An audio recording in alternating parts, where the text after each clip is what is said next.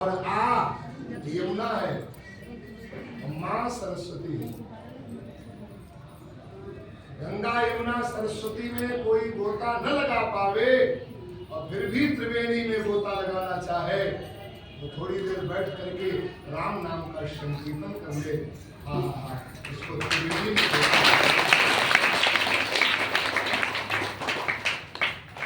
में गोता लगा।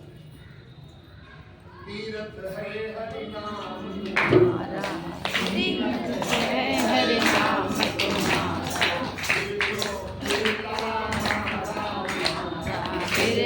फिरता माता अंत समय मुखे न आवे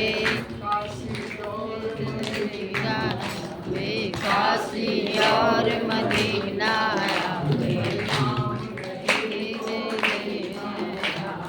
राम नहीं तो सीना।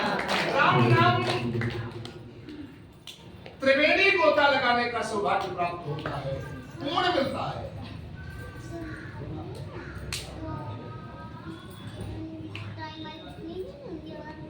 आपने सागर की विशेषता देखी होगी। सागर की विशेषता क्या है? सागर की विशेषता क्या है?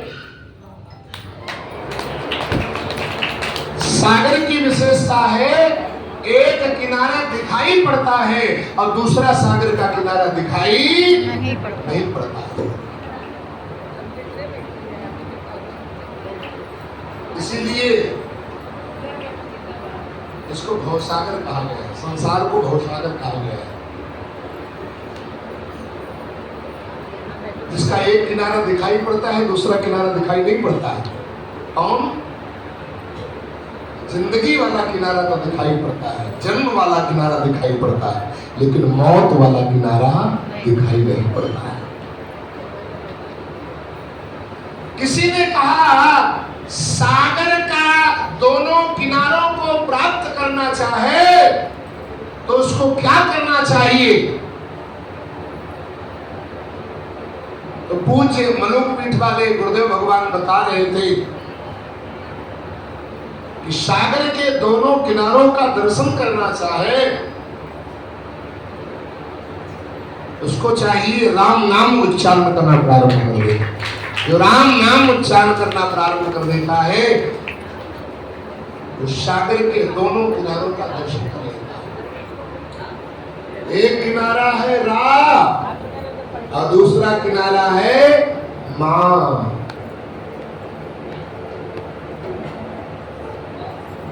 बीच वाला जो है वो सागर है और किनारा है एक रा और दूसरा मां।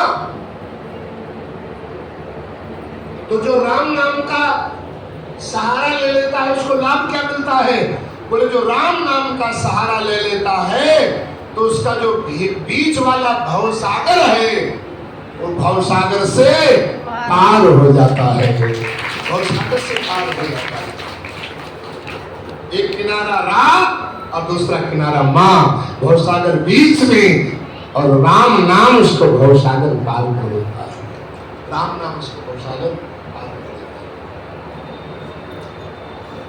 भैया लिखा है अन्य नामों को 1000 नाम लीजिए और राम नाम को एक बार ले लीजिए।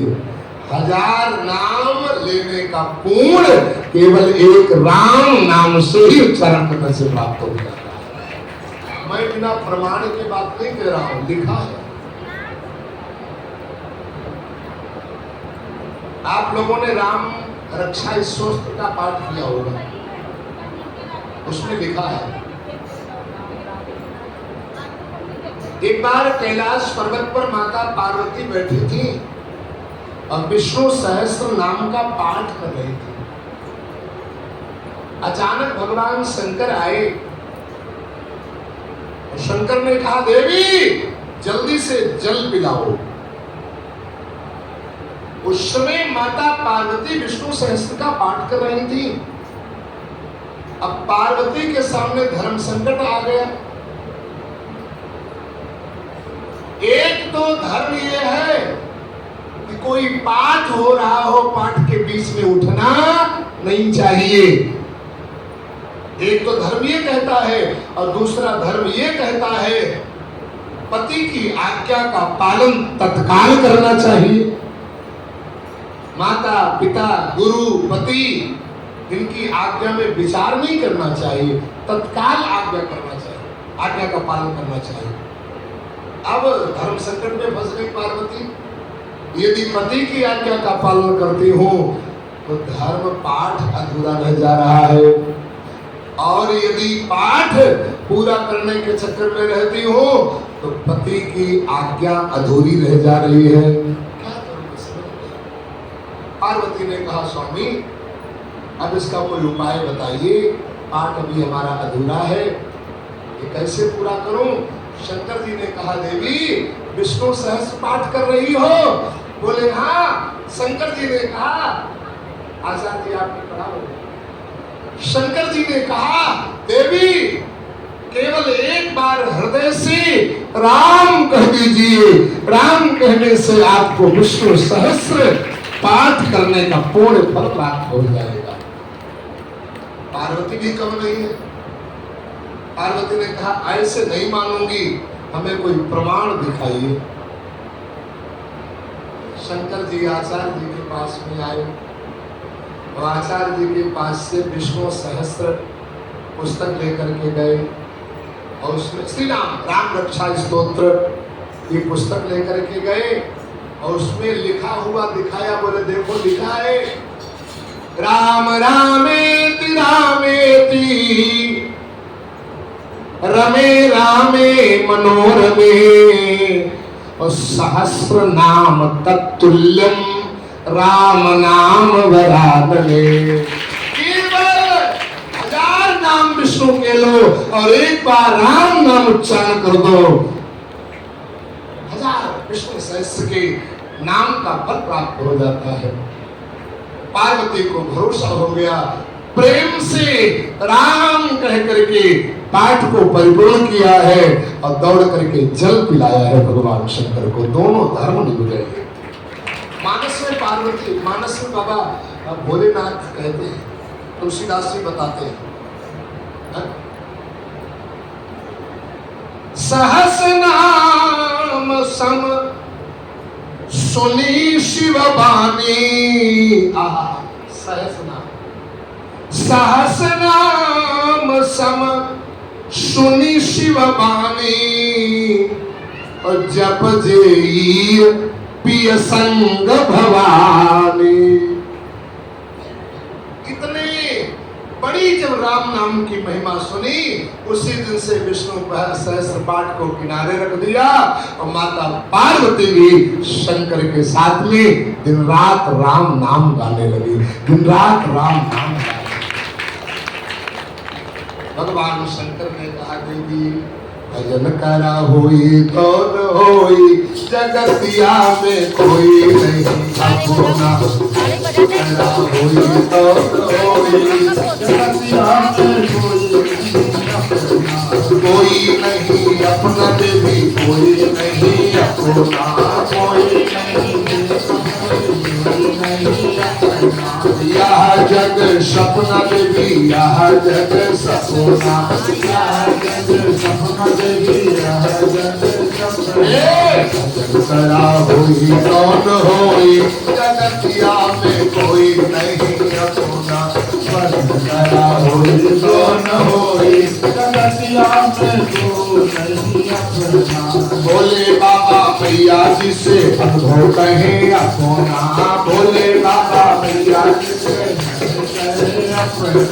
सत हरि भजन जगत सब सपना, सत हरि भजन जगत सब सपना। भजन करा करी के रसोई, जगतिया में कोई नहीं अपना। भजन करा करी के रसोई, जगतिया में कोई नहीं अपना। कोई नहीं अपना देवी, कोई नहीं अपना, कोई नहीं अपना देवी, कोई नहीं अपना। यह जग सपना देवी, यह जग सपना, यह जग सपना देवी, कौन होई जगतिया में कोई नहीं अपना भजन करा होई कौन होई जगतिया सुखियो नहीं अपना सुख संपत्ति परिवार बढ़ाई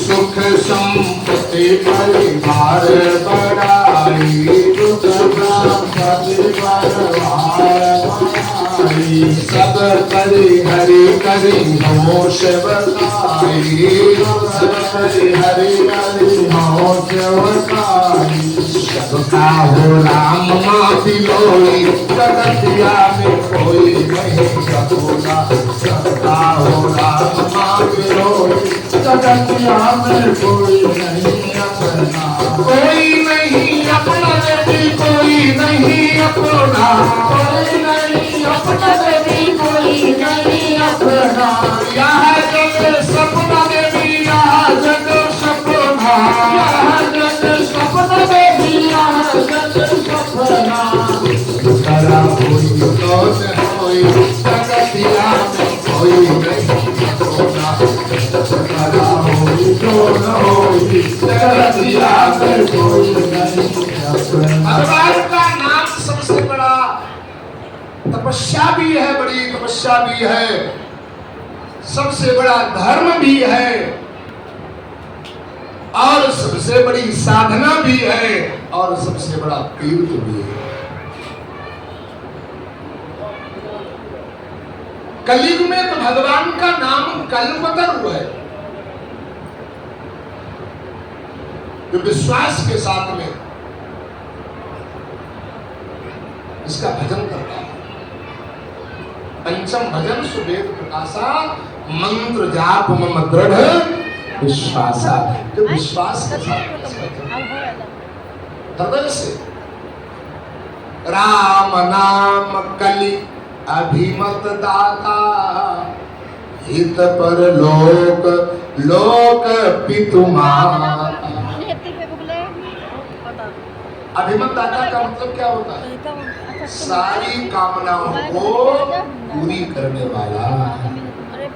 कलयुग में भगवान का नाम सारी कामनाओं को पूर्ण करने के लिए अभिमत दाता है और परलोक में हित करने वाला है और इस लोक में माता पिता का फर्ज निभाने वाला भगवान का नाम है। इसलिए ऐसे नाम को जो छोड़ करके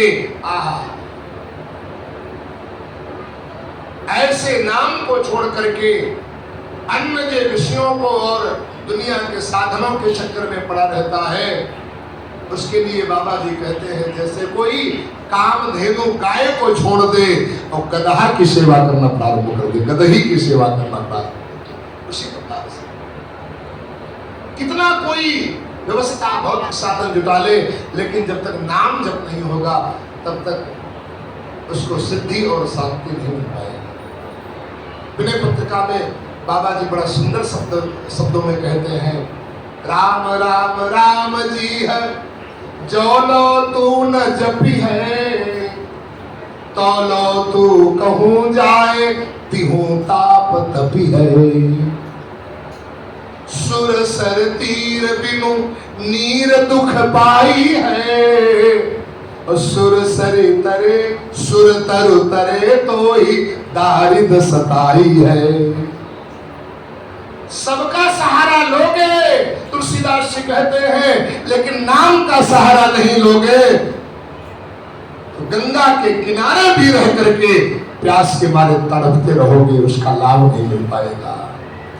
कल्पतरु सुरतर माने कल्पतरु वृक्ष के नीचे बैठ करके भी आपकी दरिद्रता नहीं दूर हो पाएगी यदि नाम का सहारा। भगवान का नाम कलयुग में कल्पतरु।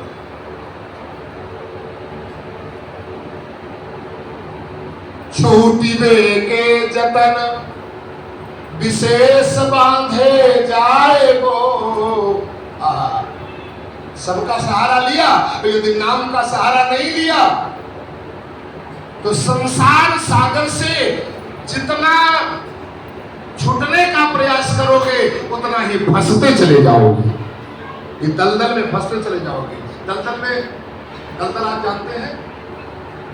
कोई कभी गंगा यमुना या कोई नदी नहाने गया हो, तालाब नहाने गया हो, और ऐसी मिट्टी होती दलदल वाली मिट्टी, और दलदल में कोई फंस जाए तो जितना निकलने का प्रयास करे उतना ही और फंसता चला जाता है। ये संसार भी एक दलदल की भांति है, इससे जितना निकलने का प्रयास करो ये माया उतना ही और फंसाती चली जाती है। जिसके ऊपर गुरु और भगवान की विशेष कोई कृपा हो जाए, ये माया से वही पार पा सकता है। अथवा जो भगवान के चरणों का सहारा ले ले। गीता में भगवान कहते हैं, देवी है सा गुणमयी मम माया दुर्तया मामेव प्रपद्यन्ते मायाम एताम तरन्ते। ये माया से पार वही पा सकता है जो मेरे प्रपद माने पैर का सहारा ले लेता है।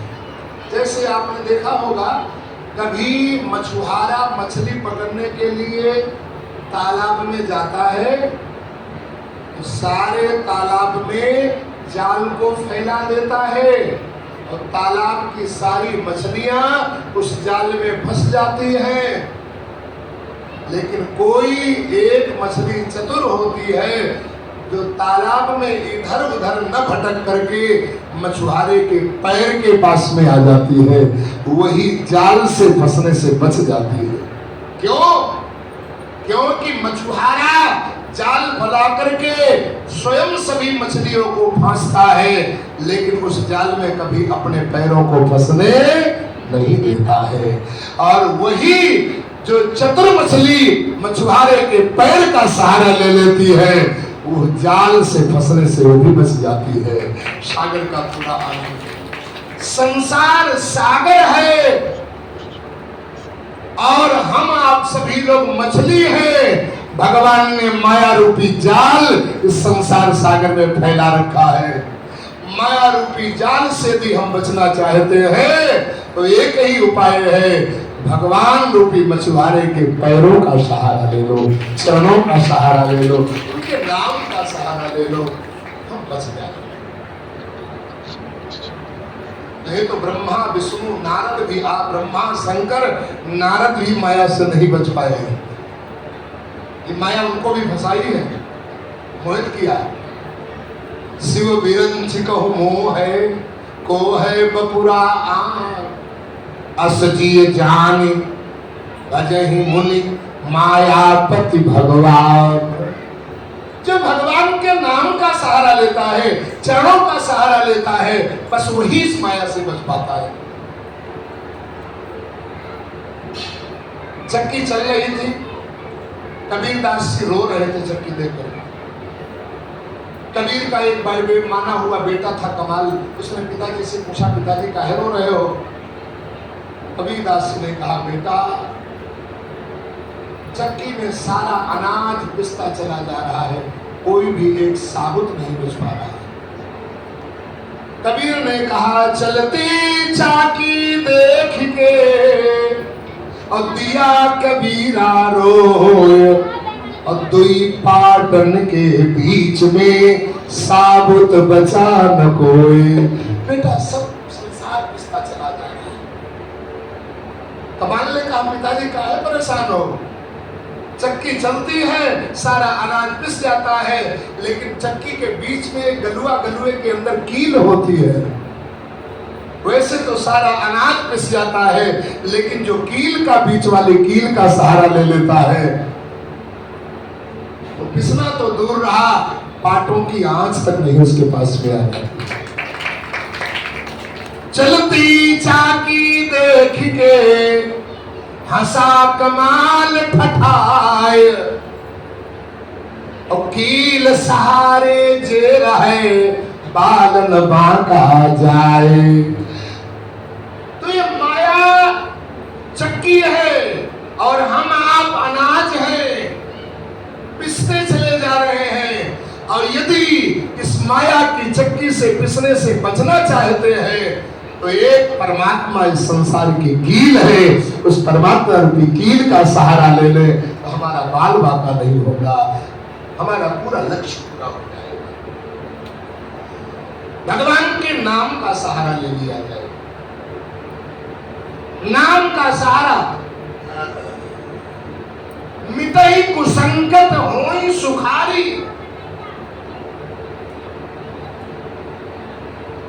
जो भगवान का नाम प्रेम से लेना प्रारंभ जब करना प्रारंभ कर देता है, उसके बड़े से बड़े संकट समाप्त हो जाते हैं, बड़े से बड़े अमंगल नष्ट हो जाते हैं और सारे सुख उसे प्राप्त होते हैं। कलयुग का विशेष कल विशेष नहीं मैं एक बात आपको कह दिया करता हूं, जिस फसल का सीजन हो खेत में वही फसल का बीज बोना चाहिए, तभी बीज की सफलता है, सार्थकता है, हमारे परिश्रम की सार्थकता तभी है।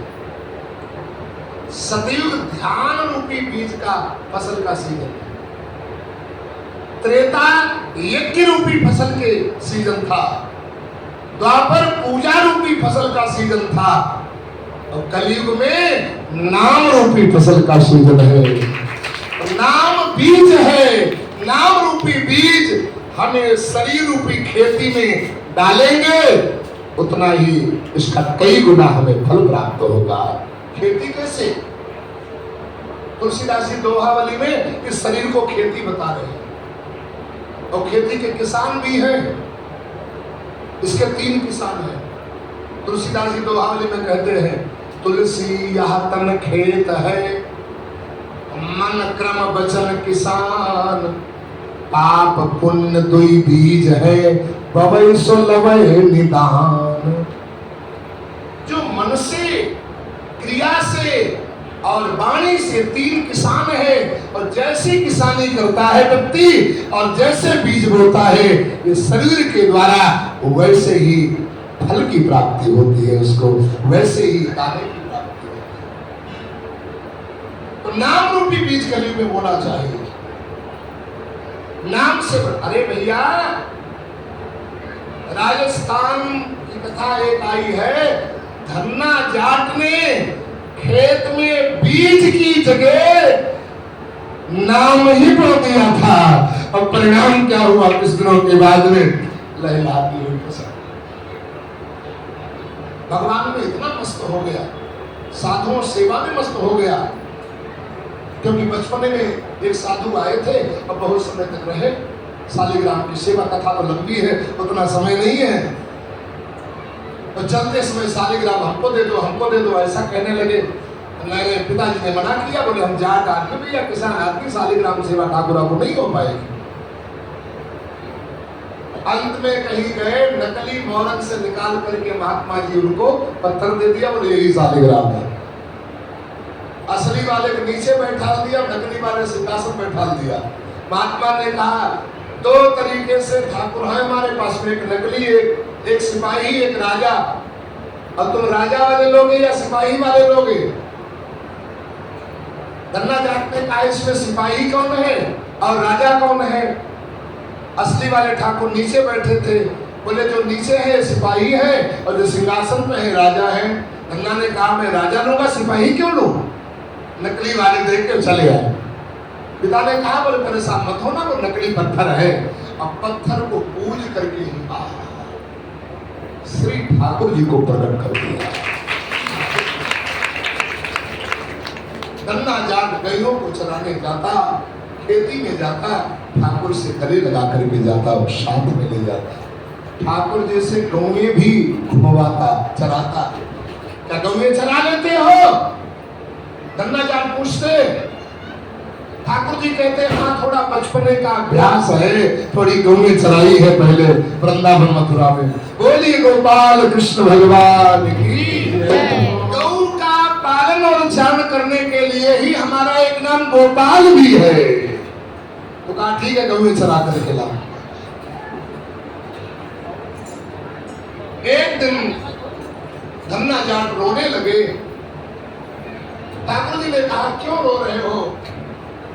धन्ना जाट ने कहा रो इसलिए रहा हूँ तुम हमको दर्शन दे रहे हो, लेकिन मैं तुम्हारे गले लगना चाहता हूँ और मैं चाहता हूँ तुम्हारी गोद में आकर के बैठ जाओ। ठाकुर जी ने कहा मैं दर्शन तो देता हूँ लेकिन तुम्हारे गोद में नहीं बैठ पाऊंगा, तुम्हारे गले नहीं लग पाऊंगा। क्यों? क्योंकि अभी तुमने गुरु नहीं बनाया है। अभी पूर्ण तुम्हारा शरीर पवित्र नहीं है। यदि गुरु आप वर्ण कर लो, मंत्र लेकर के तुम मेरा नाम जप करना प्रारंभ कर दो, तो मैं आपके गले लग जाऊंगा और आपके गोद में बैठ जाऊंगा। बोले गुरु किसको बनाऊं? ठाकुर जी ने कहा सीधे यहां से चले जाओ बनारस में, पूज्य चरण स्वामी भगवान के अवतार रामानंदाचार्य भगवान रहते हैं, उनके द्वारा तुम मंत्र लेकर के आओ। रामानंदाचार्य भगवान सबसे मिलते नहीं थे, सबको मंत्र देते नहीं थे, लेकिन जब धन्ना जाट ने सूचना भिजवाई कि हमें ठाकुर जी ने भेजा है, गोपाल जी ने भेजा है, रामानंदाचार्य भगवान कैसे मना कर सकते? राम मंत्र की दीक्षा प्रदान की है। अब तो भजन करने लगे, साधुओं की सेवा।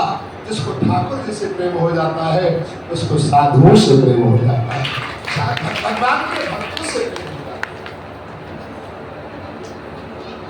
वो साधु सेवा बिना रह नहीं पाता, साधु दर्शन बिना रह नहीं पाता, सत्संग बिना रह नहीं पाता। और एक बात बताऊं भैया, जिसको साधु से प्रेम नहीं, सत्संग से प्रेम नहीं, उसको भगवान का प्रेम का नाटक भले कर रहा हो, लेकिन उससे वास्तविक प्रेम नहीं। भगवान कहते हैं प्रथम संत चरण पंकज अति प्रेमा, प्रथम विप्र चरण प्रीति। ये भी कहते हैं संत चरण पंकज अति प्रेमा और मन कर्म भजन भगत दृढ़ नेमा। जिसको संत चरणों में प्रेम होगा, ब्राह्मणों में भक्तों में प्रेम होगा, सत्संग से प्रेम होगा, ठाकुर जी कहता है, ठाकुर जी कहते हैं मैं उसी को मेरे से प्रेम होता है, उसी के अंदर मेरी भक्ति निवास करती है। जाते बेगी द्रवों में भाई और सोमम भगति भगत सुखदाई। भक्ति को सुख देना। वहां से आए, साधुओं को पिताजी आने नहीं देते, उल्टा सीधा बोलते। साधुओं ने धीरे धीरे आना बंद किया, लेकिन धन्ना को बड़ा कष्ट हुआ। एक दिन की बात है, खेत में बीज बोने के लिए भेजा। धन्ना जाट बहुत सा गाड़ियों में, बैलगाड़ियों में भर करके अनाज ले जा रहा था। रास्ते में 10-20 साधु मिल गए। बोले कहाँ जा रहे हो महाराज? जय सिया राम हुआ, दंडवत हुआ। अरे बोले तुम्हें पता नहीं है मैं धन्ना जाट के यहाँ जा रहा हूँ। साधुओं ने कहा अरे धन्ना जाट को जानते हो? तो साधुओं ने कहा तुम धन्ना जाट को नहीं जानते हो क्या? धन्ना जाट ने कहा धन्ना जाट को तो तुम जानते हो, लेकिन धन्ना जाट के साथ पिताजी को नहीं जानते हो। वहां न जाओ तो ही भलाई है। ऐसा क्यों बोल रहे हो? आप कौन हो? धन्ना जाट चरणों पर गिर पड़ा, बोला यही दास को धन्ना जाट कहते हैं। कैसे कृपा करी? बोले जाऊंगा, प्रसादी बनाऊंगा, भंडारा पाऊंगा और सेवा स्वीकार करके तब वहां से आऊंगा, भजन कीर्तन होंगे। धन्ना जाट ने कहा यदि यही हो जाए तो? बोले हमें प्रसादी से भजन से मतलब है, यही करवा दो। खेत में न ले जा करके कुछ तो अनाज बेच करके तो भंडारा बनवाया, सुंदर जो है संतों को पवाया, सत्संग करवाया, भजन करवाया, खूब गाया, नाचे। खेत से बार बार सूचना आ रही है बीज लेकर के अभी नहीं आया। पिता कहते मैंने बेटे को भेज दिया है, अभी आ रहा होगा। साधुओं को भेज करके अनाज की जगह बालू लेकर के गए बोरियों में, और नौकरों से कहा तुम जाओ हम बो करके चले आए। रो रहे हैं महाराज, बीज तो मैंने साधुओं के मुंह में बो दिया, अब खेत में क्या बो? बालू ही झूठे मूठ। सीताराम राधे श्याम, सीताराम राधे श्याम, सीताराम राधे श्याम, सीताराम राधे श्याम।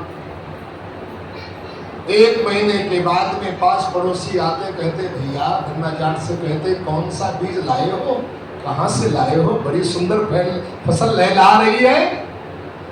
धन्ना ने कहा आज हमारी ठुकाई अच्छी तरीके से होगी। पिटाई होगी क्योंकि बीज तो वो ही नहीं आया। एक दिन पिता ने कहा बहुत प्रशंसा हो रही, चलो चल करके देखें। जब वहां खेत में गए तो क्या देखा, वास्तविक हरी हरी लहलहाती हुई फसल खड़ी है। धन्ना जाट का जो पिता बड़ी घृणा करता था, हर समय डांटा फटकारा करता था, नाराज रहता था, आज प्रेम के आंखों से आंसू भर करके धन्ना जाट को छाती से लगा लिया और कहा, बेटा ईमानदारी से बताओ, जो मैंने बीज बोया था वो तो ये तुमने बोया नहीं है, ये बीज कहां से लाए हो, कौन सा बीज लाए हो? धन्ना जाट की आंखों में आंसू आए। धन्ना जाट ने कहा, पिताश्री सच पूछो, जो तुमने बीज भेजा था वो तो मैंने साधुओं के मुंह में बो दिया था और बालू सीताराम राधे श्याम कह करके डाल दी थी। भगवान का नाम सबसे बड़ा बीज है, ना गुण खाए न होए पुराना। ये नाम कभी पुराना नहीं होता, ये बीज ऐसा है, इसको गुण कभी नहीं लगता। हाँ, अहंकार का गुण लगता है, अभिमान का, ईर्षा का गुण लगता है। नाम में ये गुण लगने नहीं देना चाहिए। और खेत में बो गया तो फिर वो नहीं देखता है और बड़ा विश्वास हो गया। तो मैं निवेदन कर रहा था, नाम सबसे बड़ा बीज है, समस्त कामनाओं को पूरा करने वाला है। 10 मिनट की एक कथा बताऊं और सुना दो, बड़ा सुंदर, और फिर आरती करवाऊं कुछ, क्योंकि 12 बज गया, 12:15 बज गया। उधर से वृंदावन बिहारी लाल की जय हो।